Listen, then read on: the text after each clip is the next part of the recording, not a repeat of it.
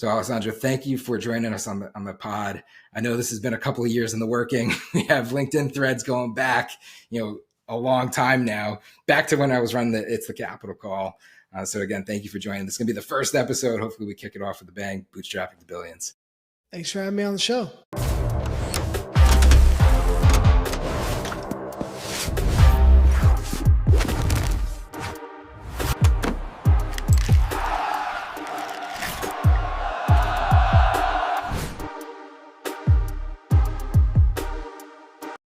So Alessandro, if you can get us into the frame of mind that we should be operating in right now, listening to this podcast, and just tease it, right? You're VP of sales for Carter for a very long time. You are a sales guy building businesses.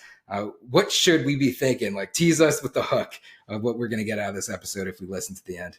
This is I would say QSBS is the absolute best way for founders to pay zero taxes. And not just founders in general. This is one of the best tax exemptions that exists. Like, what other opportunities do you have to get a $10 to $15 million capital gain and pay zero taxes? Like, literally, that's the way that it was positioned to me when I first learned about QSBS. It was from a friend of mine who used to work in tax at PwC. And he's like, Al, where else can you pay zero taxes on a $10 million capital gain? Like, that's the opportunity you have with QSBS. And, with Dynasty, we are here to help you not only take advantage of that, but maximize it by getting more than just that $10 to $15 million QSBS exemption. All right, you got me hooked. I'm sitting into the edge of my seat here. I'm actually on a stool because my regular chair, if anybody that listens to the YouTube channel knows it creaks a little bit.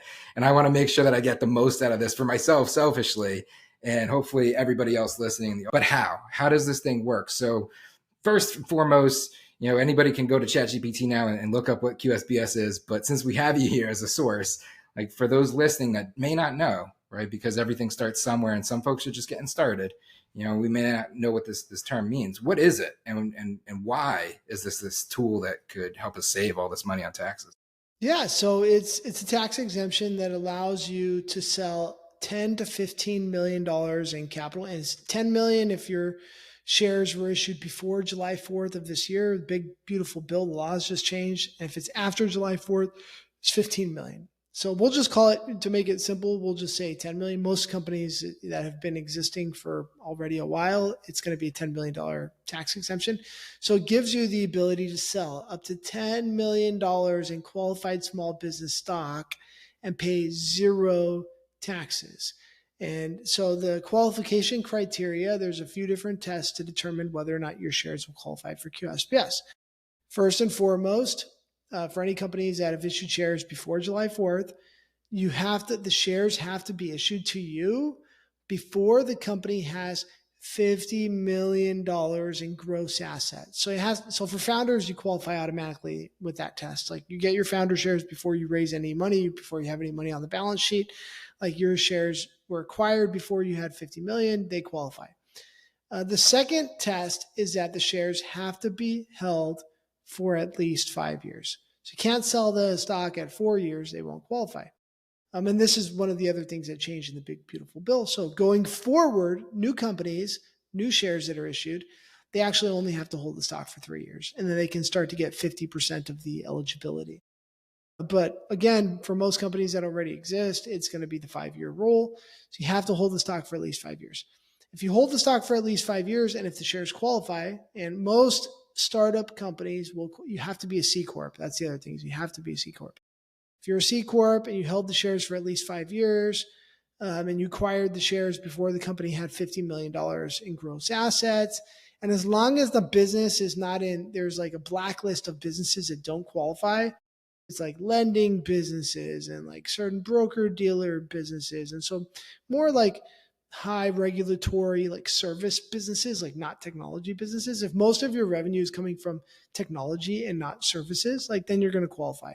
Then you can sell up to $10 million and pay zero capital gain taxes at the federal level. And then depending on which state you live in, most states, I think 45 out of 50 states are either going to recognize QSBS or already have zero income tax. So like 45 out of 50 states, you're going to pay zero taxes at the federal level and the state level. And then certain states, like specifically California, are going to not recognize QSBS, so you still have to pay state taxes. But even then, at the federal level, you're saving 23%. So for a $10 million capital gain, you'll save $2.3 million if you live in California. And if you live in New York, which is the state that does recognize QSBS, not only will you pay zero federal taxes, but you also pay zero state taxes, which means you sell $10 million worth of stock, you pay zero taxes. Which is crazy, right? So we just bootstrapped. We just lived the investpreneur's journey. We went from exit 1 to exit 5. We're now exiting with ownership because we're all about building equity and then going on and exiting with ownership. We follow this. We get into this. We know what this is about, and we make sure that we make the right timely decisions early on into the journey. When it comes time to sell, we just sold for $10 million. You're saying that we're going to be able to capture or recapture or save profit in our pocket, $2.3 million, if we take advantage of this. That's right. And you can take even more advantage of it by working with Dynasty and setting up trusts. And so that's where we come in, because you get a $10 million tax exemption by default for you, but it ends there. So every dollar in capital gain that you have above $10 million is going to be taxed at the maximum capital gains tax rate, 20%. So you can stack this then, is what you're saying. So you're saying, how would I do that? So I have 3 kiddos myself. Is that something that would play into account? Because I hear trust, I think of, you got to set one up for the kiddos. Yeah. I mean, you set up 3 trusts, 1 for each kid. You set up 1 trust for your wife. That's 4 trusts total. Each trust will get a $10 million QSBS exemption. And remind me again, you're in Connecticut? Mm-hmm. Connecticut is one of the states that recognizes QSBS. So yeah, each trust will be able to sell up to $10 million and pay zero taxes. Like literally, you can get $40 million in tax-free gains by setting up 4 trusts. Which is crazy. Like, why? So why does this exist? Why did the government make this decision to say, hey, let's go out and create this concept of QSBS? This goes into the origins of not the origins of venture capital, but like the early 1990s, like leading up to that .com boom. The reason why these laws exist is because the government was trying to incentivize investors to invest in startup companies. And that was the problem, is like investors didn't want to invest in startup companies. It was too risky, and they were going after safer investments. They were picking different, more mature companies. But like, we want to encourage innovation. We want to encourage like more startup companies. And in order to get more startup companies, you need more investors. And so that's where the incentive came from initially, is like, how do we get more investors to invest in startup companies? And so this was for them. It's a huge tax break that makes it more worthwhile for you to invest your money into startup companies. And it became a law in the early 1990s, and it fueled tremendous amount of investment and innovation leading up into the .com boom and past it. That's it. It's just, now, what about this change that just took place? Yeah, and so that makes it even better, because now it goes from a $10 million tax exemption to a $15 million tax exemption. Instead of needing to hold the stock for 5 years, you can hold the stock for 3 years and get 50% eligibility. Instead of needing to acquire the shares before the company has $50 million on the balance sheet in gross assets, now the company can have up to $75 million in gross assets. So they just made it better. They made it bigger and more easier for more people to get it. And again, the idea is to stimulate growth, is to get more people investing into startups and to keep more of that money in the ecosystem. So after the company sells, and now all these early employees and early investors and founders have tax-free gains, the idea is that they then take that money and reinvest it back into the ecosystem, buying more QSBS stocks, starting more companies, investing in more companies, right? And so that's what we want. We want to stimulate innovation and more. We want to create more companies and create more growth. Now, in the past, I know that we would do these deals, and you get into the QSBS, and there's this hold period. It was like a 5-year hold period. You want to make sure you did that, and if you got out of the deal within or sooner than 5 years, I think there was something like you could roll things forward into other QSBS deals. But earlier you said that one of the changes was now you could go as little as is it 3 years? So can you take us through the mechanics of how this new structure works in this new world? Yeah. So before you had to hold the stock for 5 years to get 100% eligibility. So you get the $10 million exclusion if you hold the stock for 5 years. But if you sold the stock at 4 years, you get zero eligibility for QSBS. To your point, you could roll it over. So you could sell this. This is like a equivalent of a 1031 exchange with real In estate. real estate. Yeah. So like you sell the property and you have to reinvest it back into like another piece of property within X amount of days, and then you can keep the tax gains going. It's the same thing with QSBS. You have 40 days after you sell the stock to and it has to be reinvested into more QSBS eligible stocks, another early stage company, basically.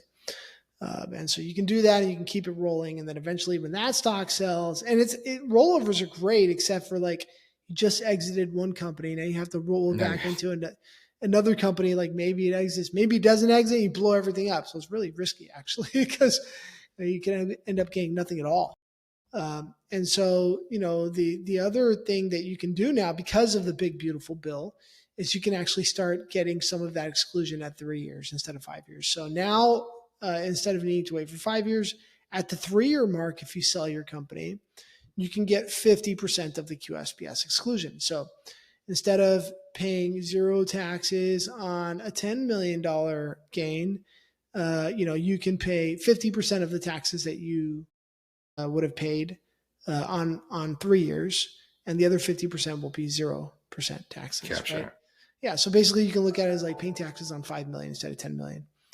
And then if you hold the stock for 4 years, then it's a 75% exclusion. And then if it's 5 years, it's still 100%. So it just, makes it possible for more people to benefit from this. And I think in today's world, like these AI companies are growing so fast and they're exiting so fast, like this is only going to help them. Now, you still have to hold it for 3 years. So you can't be a rocket ship 1 year company and sell it, and you're not going to get any QSBS eligibility. Now, a lot of our audience is mostly bootstrappers, right? So a lot of our audience has made the decision to not go venture, to not necessarily raise, even though we do believe in like you need capital to be able to build a good business. But we believe in profitable, sustainable growth and building a business through reinvestment of profits. You raised, right? You went the venture route. You raised how much? It was probably 5 million or 7 million. 7 million. So you're in it, right? You're going this. For our audience that's thinking about this and they're like, is it for me? Because it sounds like from the incentives, like you always got to follow the why. Why did this exist? Well, we're trying to incentivize the people to take the risk and be able to go this. And, it feels like it's really built for venture, but that's not necessarily true, right? Like realistically, everybody listening should be thinking about this in terms of wealth preservation and a strategy to be able to take in and employ. What types of things should we consider? You should consider this. If you're currently not a C Corp, you have to be C Corp for this. So if you're an LLC, you would have to convert from LLC to C Corp. And so when you think about doing that, then there's tax implications. Like if you're a profitable company, there may be benefits to operating as an LLC today. And so it doesn't make sense if you just want to operate your company profitably forever. But if you're looking to sell your company, then it may make sense to flip it into a C Corp and optimize for QSBS. And so you just have to go through the exercise of weighing the benefits and the potential repercussions by converting to a C Corp. And what's it going to impact you on a tax situation if you don't convert? What's it going to impact you if you do convert? And so I think that's like the most important thing to consider. But there are additional benefits you can get by converting from an LLC to a C Corp. And so when you do that, whatever your valuation is, and it's good if you're raising money because you can get a valuation at that point. But if not, you can get an independent valuation. Whatever your conversion dollar amount is, like let's say you're converting from LLC to C Corp and your company's worth $5 million at the point of conversion. Now you take that 5 million and you multiply it by 10, because that's the way the rule works is you get $10 million in QSBS eligibility or 10x your contributed capital. And so your pre-money valuation in this conversion will become your contributed value. So if it's the company's worth $50 million at the point of conversion, or let's say $5 million just to be a little bit more realistic, 5 million times 10, now you have $50 million worth of QSBS eligibility. And so it's, the important caveat is now once you've converted from LLC to C Corp, you have to hold the stock for 5 years starting from that point. So like if So you've already had realistically, the thing to do would be probably to think about this now. So yeah. if you're listening to this, then this is probably the timely moment to maybe consider making this decision and talk to the right people to be able to discover whether it makes sense for you. Now, if they did and they decided, let's do this, let's pull the trigger and move forward, there's ways, right? There's ways to do it. And what from your lens is the best way? If you're going to convert from LLC C Corp? If you were to take advantage of QSBS, so say you were to go the trust route. The best thing to do is in the very beginning, when you start your company, create as many trusts as you can.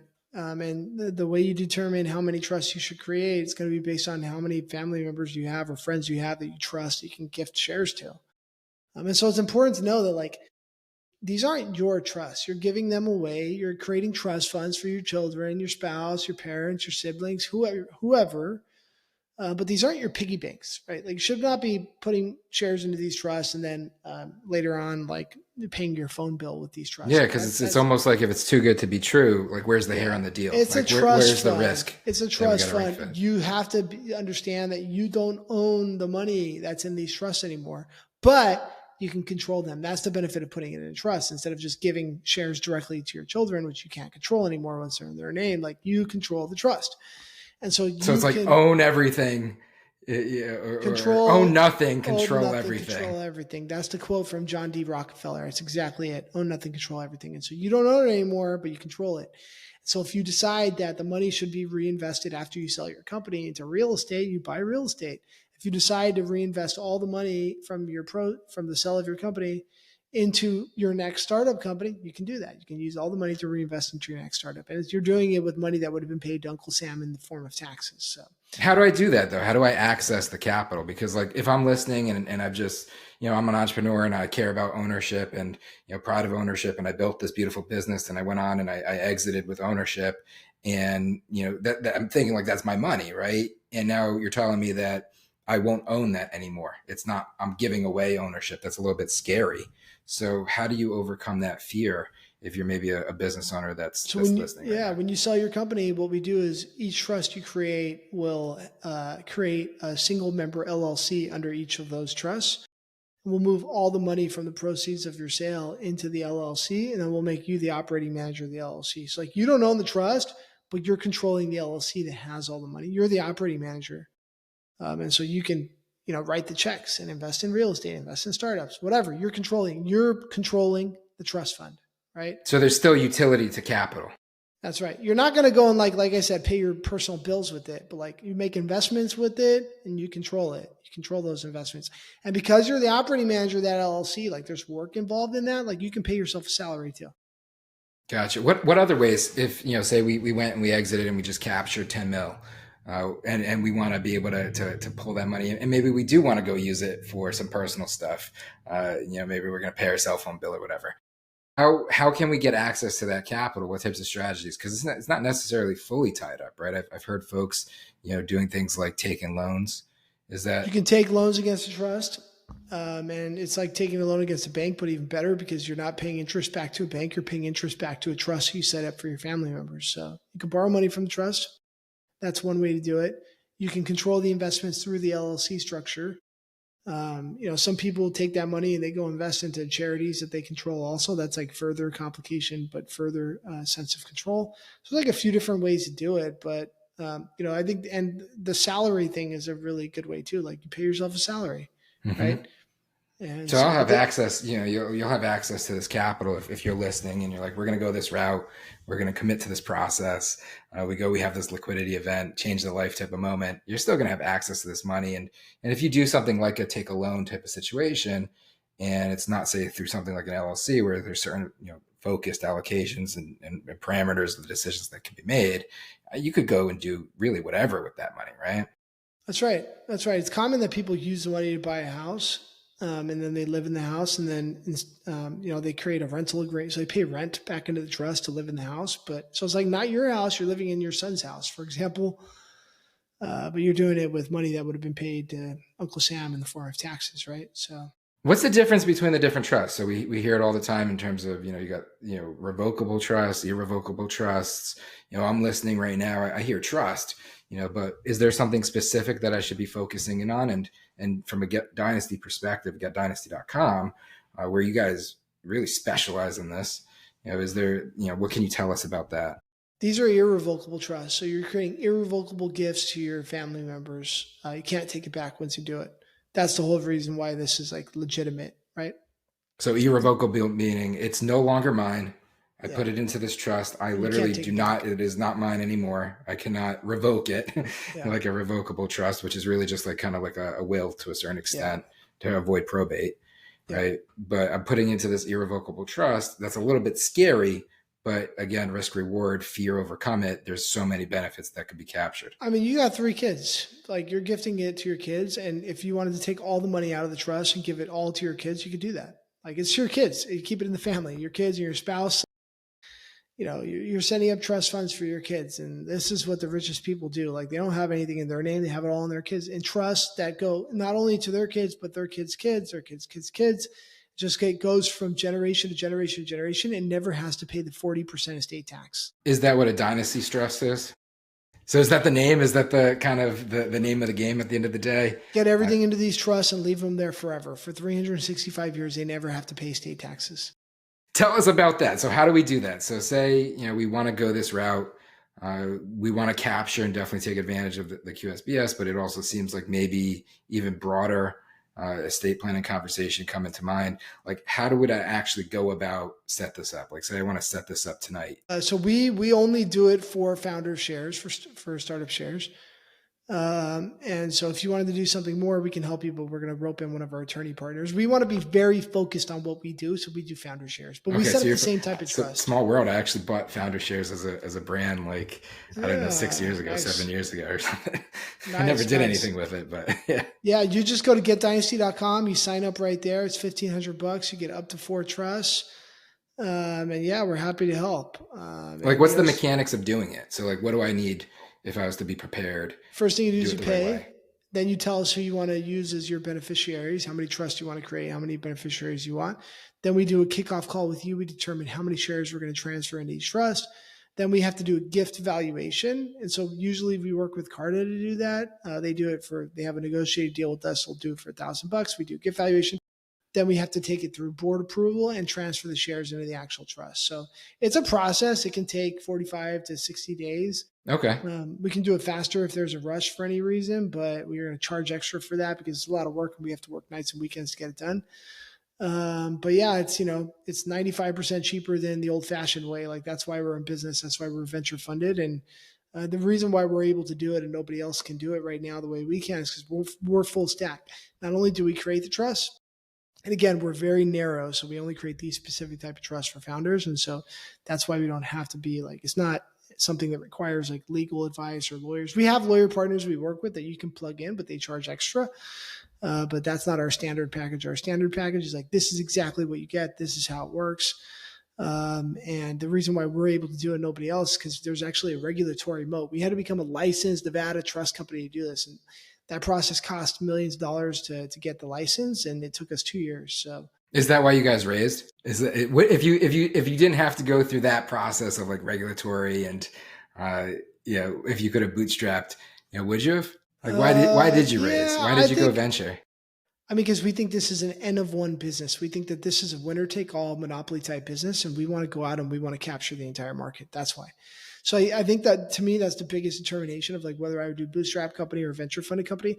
If I think it's a winner take all, like Carta could have, been a bootstrap company, but like somebody would have raised venture. Somebody would have outspent Carta. Carta captured a monopoly. Like Carta has like $500+ million in annual recurring revenue. Like 90% of startups use Carta, and like we have the same opportunity with startup founders, and it's a network. Like you get one founder, you get their co-founders, and they tell their investors, and the investors tell more companies. It's a network. And so we're going after the same market. So like for this business, it's absolutely the type that you want to get venture financing. Yeah. And I'm sure it wasn't easy to go and be able to do what you're doing in terms of the regulatory and compliance side of things. I'm sure the relationships that came from raising, because you guys have some pretty big names on the cap table. Yeah, we got some good investors, and we'll get even better ones coming up in the next couple of months. Awesome. So I know that we're coming up on time on the call on the pod. This is the first episode back, And I hope that our listeners got a lot of value out of it. I think that this is a topic that's top of mind right now. It's in the news for sure. Maybe we can do a follow-up to this and actually go into the weeds and maybe even see the platform at some point. But for those that are listening, they're like, man, this is something for me. I want to take this into consideration. Where would they find you? How could they get in contact with you? How could they squeeze as much value as they possibly can from this? I would say just find us on LinkedIn, or just go to getdynasty.com. If you find me on LinkedIn, Alessandro Chesser, and that's probably the best place. I could attest to that. I mean, a couple of years later, we made this bot happen. Sandro, I appreciate it doing it, and hopefully, we can have you back and maybe doing even an AMA or something with folks from the audience. Perfect. Cool.